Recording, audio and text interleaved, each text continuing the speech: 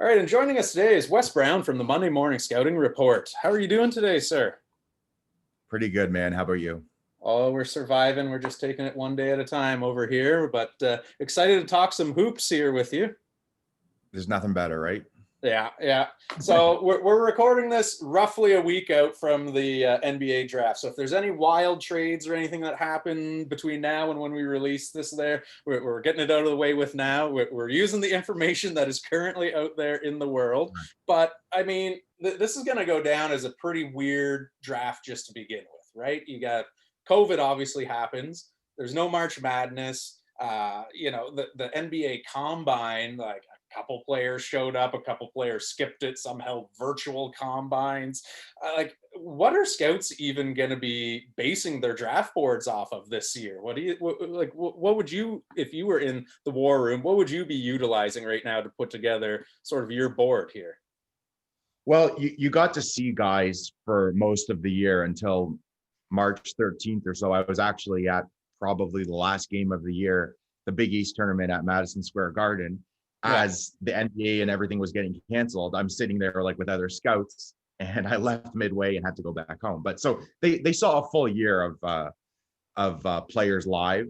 So that's number one. They have to go on. For the international guys, maybe it's not as easy. There's been tape, obviously, that they've been able to watch since. The problem is their opinion has probably gone up and down because they have too much time to watch and overthink, hear other people's opinions, go back and forth. So it's obviously a really weird year. And with the type of draft it is, without the type of, surefire superstar talent at the top, it's going to be really interesting to see how teams evaluate players, because there will be some shocks for sure. Not that there aren't always, but it's going to be a really interesting year and draft. And I think, like any other time, you make do with all the information that you have. So everybody or all the players went to either an NBA draft facility or whatever they could to get evaluated. Kareem Maine was in Montreal, but for a lot of the guys in the States, they went to a NBA team facility and did their combine numbers and stuff. I believe there's video of all that, so at least they can see an update. But again, I mean, that's just standing still a lot of the times. Like in the last, 8 months or whatever it's been, you can change a lot. So I really don't know how they're going to weigh everything. Obviously, they've been doing a lot of Zoom interviews, but TBD. I guess we'll see how it all plays out. Yeah, yeah. So, in your opinion, is this going to sort of end up being kind of a similar draft class to the Anthony Bennett draft year, where there was no clear-cut number one, only really a handful of sort of real impact players sort of came from it? Or do you think that this draft, when it's all said and done, might actually surprise some people with some of the talent that's in it? No, I think there's a lot of players in the draft. There might not be a guaranteed superstar, but I think there's a lot of guys with star talent. I think the real issue is, like, if you're looking at the guys who many consider to be the top 2 or 3 guys, the question marks on guys like Wiseman, Ball, and Edwards are as big as their skill or size or athleticism or potential. There's major question marks on those guys, whereas usually you feel a little more confident that their floor is a little higher, and their ceiling is hopefully through the roof. But so that's the real issue with the top of the draft. But someone always stands out. I think there's always good players. I think there will be an all-star in this draft. The question is who. Yeah. And maybe there'll be a few even. I think it will surprise people. I think again, I think there's a lot of players, but I think if you're drafting at the top, you might want to trade down. Yeah, yeah. So, I mean, let's get right to it here. Here's the $1 million question on everyone's mind right now: is who ends up going number one?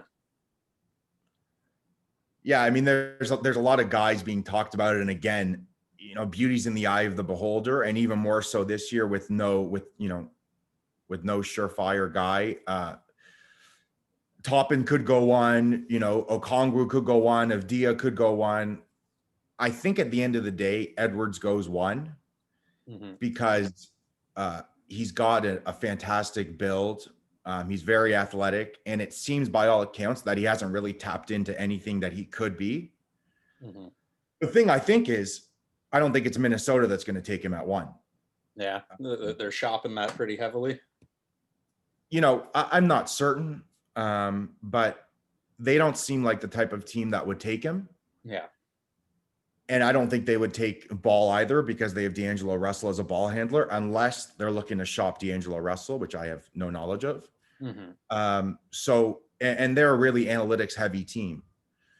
So an analytics heavy team taking a guy like Edwards, who shot 29% from 3, seems highly unlikely to me.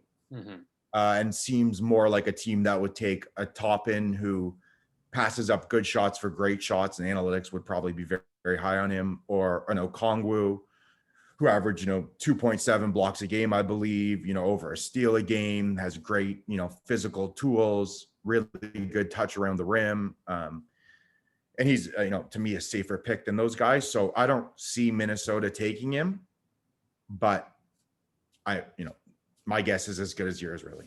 Yeah. Have you heard the rumors that Lamelo Ball is potentially even tanking some of his interviews on purpose right now, just so that he can fall down away from Minnesota out of that number 1 pick? Or have you any of that popped up in your Twitter feed or anything lately? I've heard some interviews weren't great, but I think that's who he is. Yeah. Like, I think they're taking a huge risk by taking this guy. I mean, you see his brother already, and this kid has more confidence. I'll give him that. But maybe that confidence means that the only way he knows how to play is with the ball in his hands and unlimited opportunity to play through whatever the hell he wants. He's got to leave 37% in Australia. So he's going to have to really improve, his character.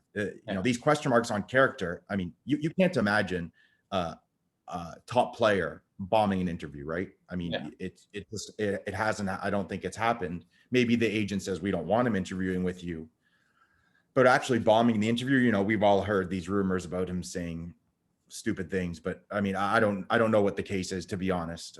But he's a big question mark with where he'll go and with if he'll succeed. Yeah.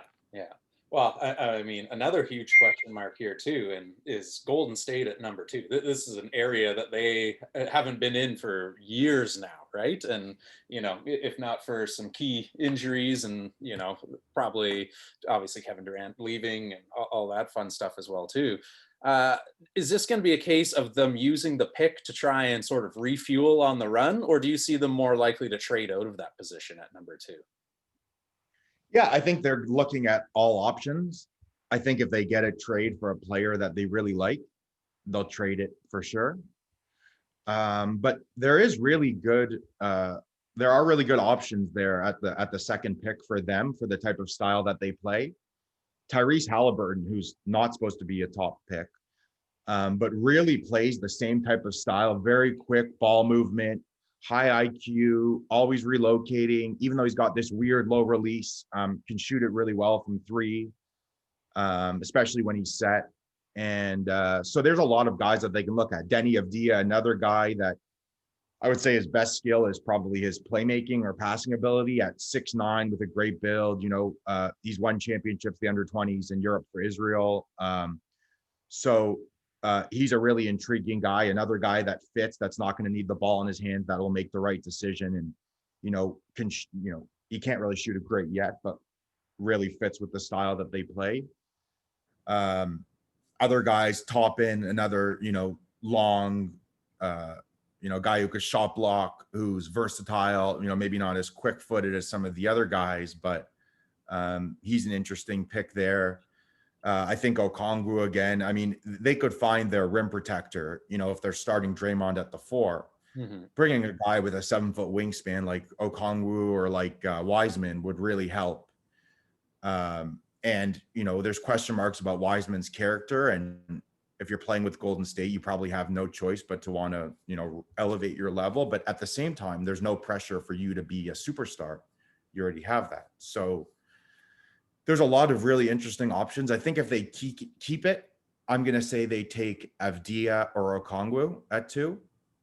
If they trade down, I think they're probably looking at a guy like Halliburton, who a really good comp is Sean Livingston. Mm-hmm. Plays a lot like Sean Livingston, and or will play that same style in their offense. And if they trade out, they're looking at whoever other, experienced NBA players looking at another shot at a championship. So a lot of really good options they have there too. For sure, for sure. And, you already mentioned it there. There's a lot of just intriguing raw prospects in this draft there, and really hard to sort of project, especially when there is no sort of consensus, even top 10, let alone number one there, where they might fall.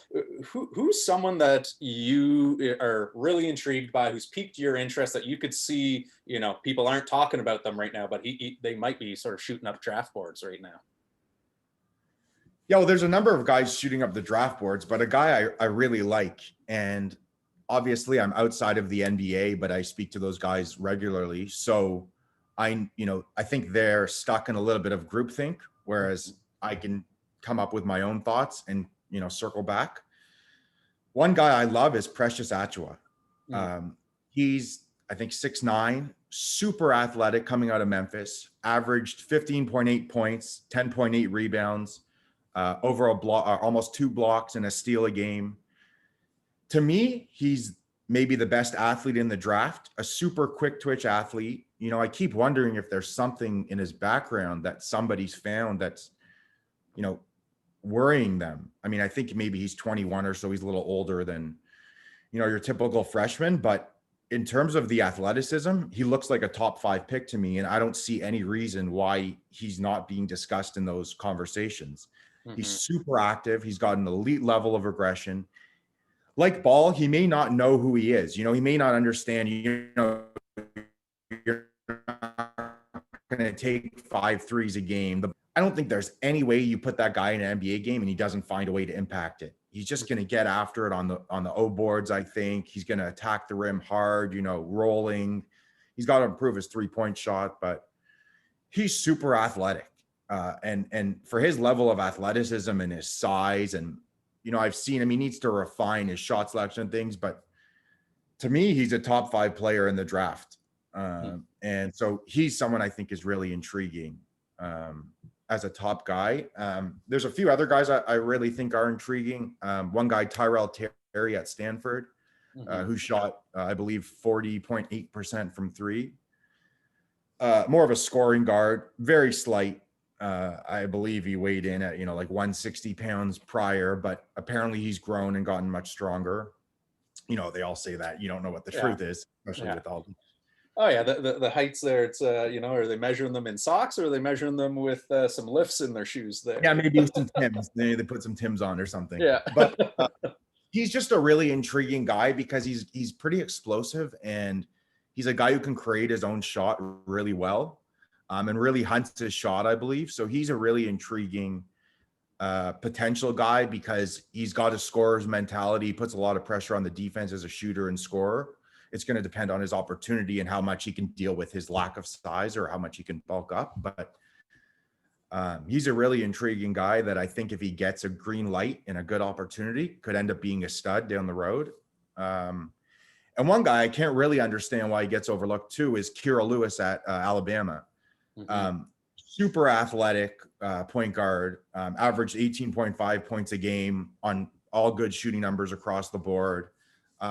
Not more of a scoring guard than he is like a true one, but his ability in the pick and roll is really good. I think he's got a pretty high IQ, puts tons of pressure on the D, shot, I believe 36.6% from 3, but capable of making off the dribble, like tough threes. For the most part, you don't trust guys to take those, and how many guys are really going to get that opportunity in the NBA to take those. But he was really good in those situations. I really liked his stroke, and his level of athleticism for a point guard, like, clearly stands out. He's very quick.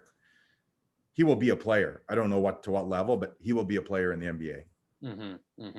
And I mean, obviously a huge portion of your job as well too is not only scouting those that are already in NCAA and all that as well, but especially at the high school levels and all the way up through the Canadian system, you're identifying players at pretty young ages that are coming from north of the border.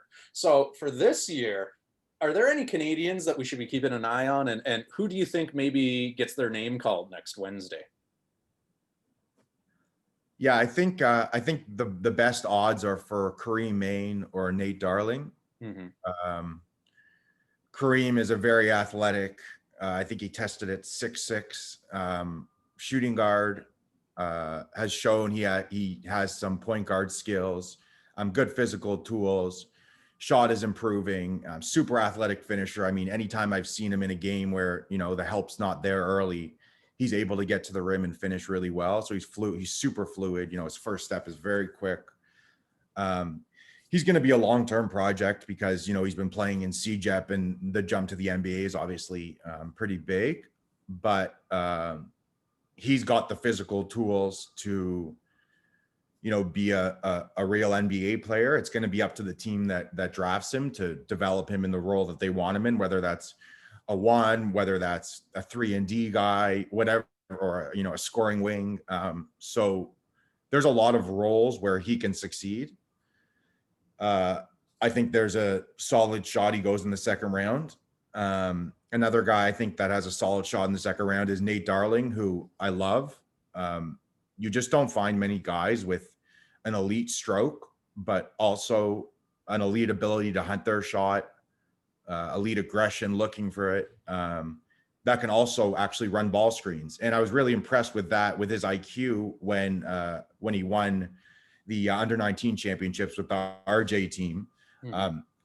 I thought he was, a fantastic prospect. He had a high IQ, and 2 or 3 years ago, I wrote after that if he ever got the opportunity, I thought he would be in the NBA range.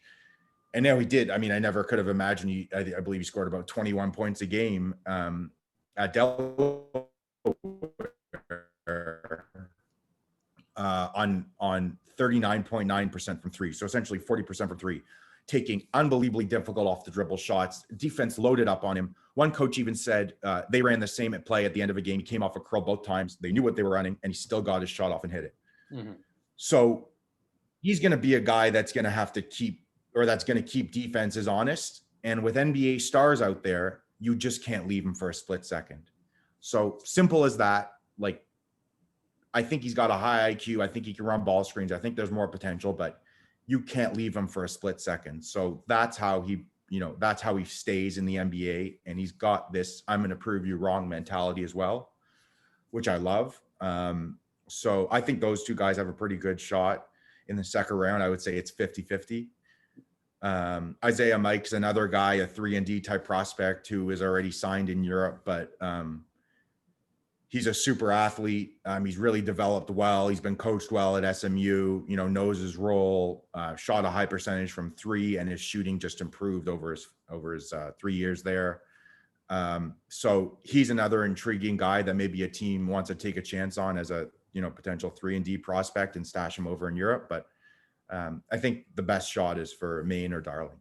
Mm-hmm, mm-hmm. What about trade wise here? We've already hammered home the fact that it's going to be a pretty wild draft and anything can sort of happen.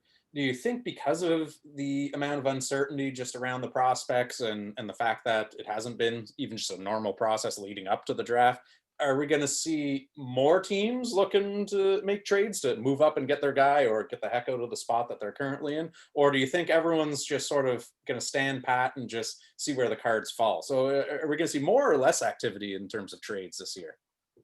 I think we're going to see a ton of trades, Yeah. a ton of in-draft trades, actually. Not only is there a lack of superstar talent, but there's a lot of parity. Like the guy you get at 20 might end up being better than the guy you get at 2.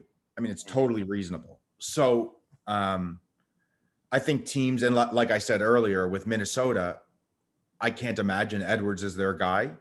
Mm-hmm. And why not trade back and, see who's interested in taking a shot at the top. So I think there's going to be a ton of trades. I've already heard the Hawks pick at 6 is on the trading block, and they're looking for, talent. And there's other teams with multiple first round picks that, will maybe slot in there.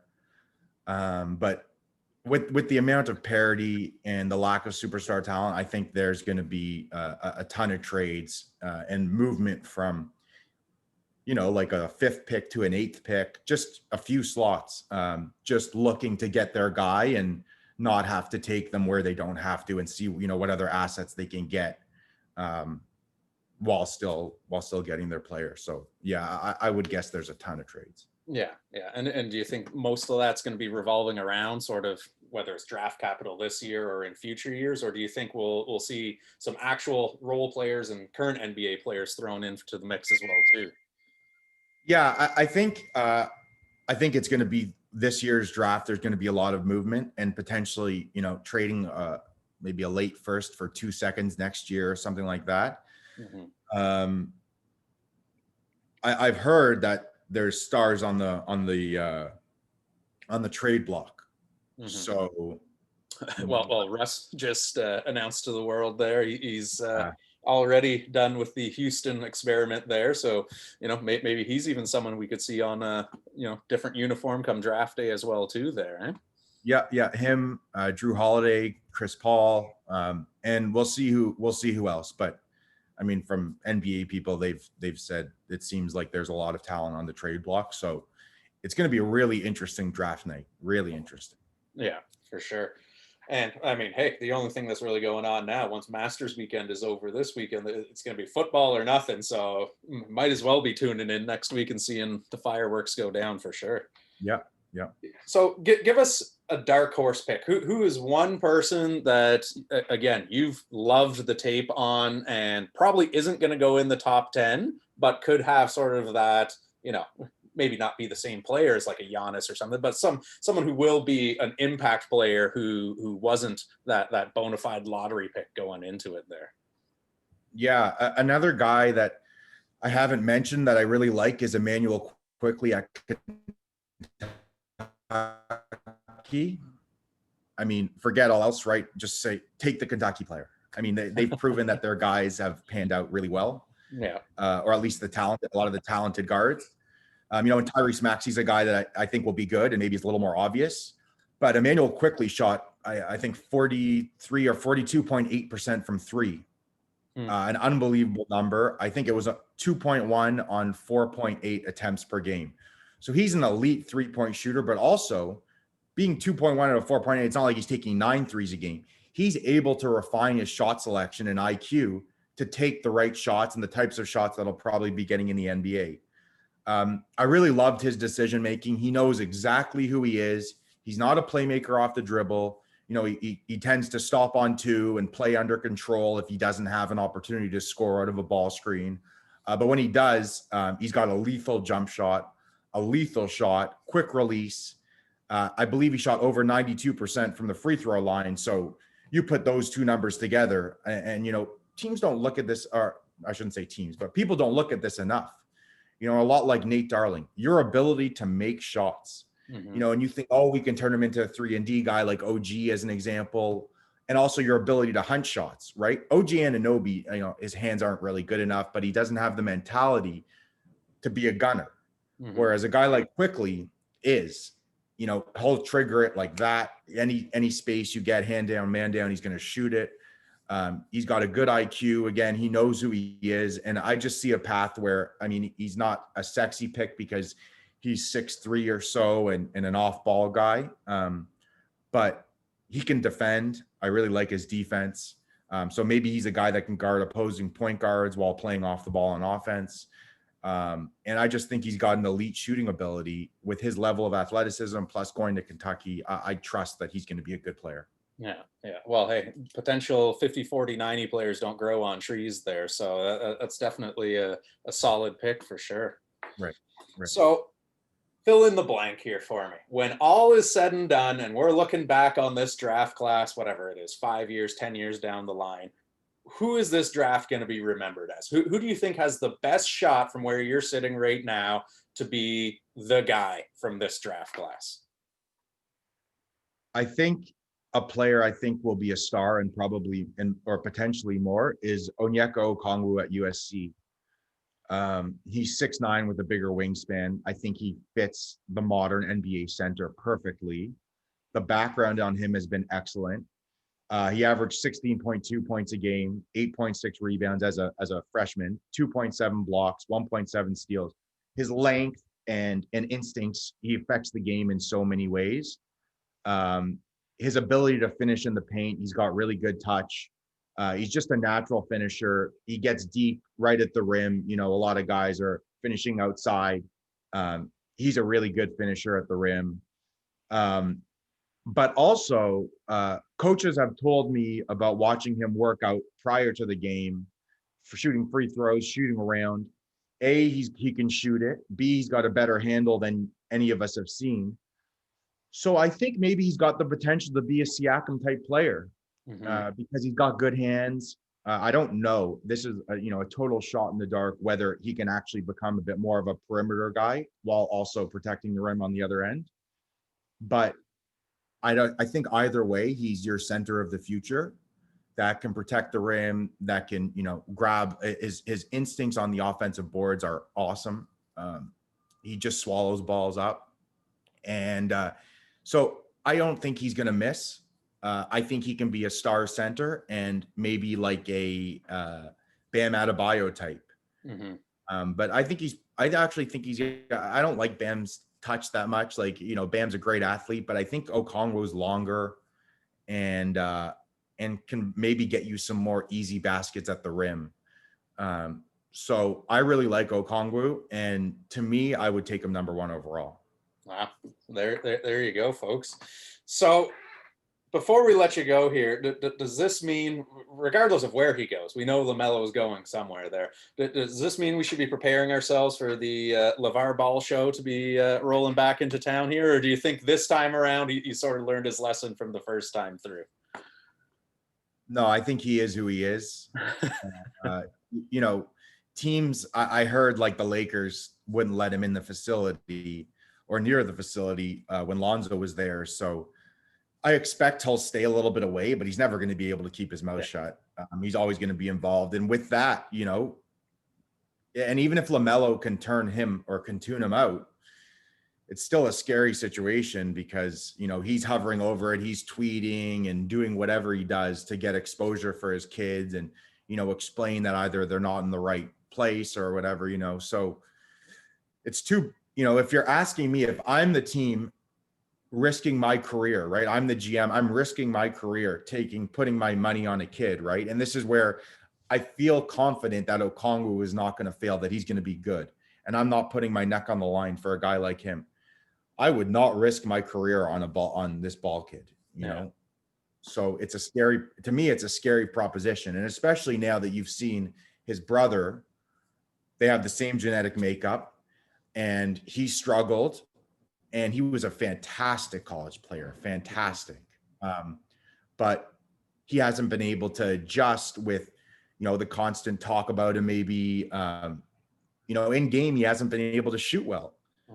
Whether that's shooting ability or whether that's in here, and it's probably more in here than anything, right? So his brother's got the same makeup and it scares me. Lonzo definitely had a nice little run towards the end of the regular season, but when they came back for the bubble, like, oh my goodness, I don't know what he was doing with his shutdown time there, because it was it was ugly. So who knows? Wish the Ball family all the best there, but like you say, that's a scary proposition, because you might be seeing, LeVar making the rounds with Skip and, on the jump and all that. So anyways, but Wes, thank you so much for sitting down with us and talking hoops there. But before we let you go there, where can people find you or learn more about the Monday Morning Scouting Report? Yeah, my website is nbaprospects.com. My Instagram is Wes B. Brown, where I've been posting my new Maple Leaf rankings there. In the States, they have star rankings. Well, I started to realize that the American teams needed a bit of promotion behind the players that they were recruiting, and all things being equal or even close, they would take the American player. So I've been promoting all the top players in Canada there, and on Twitter at Wes Blair Brown, WES Blair BLAIR, Brown like the color. Beautiful. All right. Well, it'll be a wild night next Wednesday, November 18th there, and we'll see between now and then what kind of action happens. But we'll maybe touch base after the draft as well too, and sort of see how everything shakes out. But thanks for taking the time today. For sure. Thank you, guys. Bye.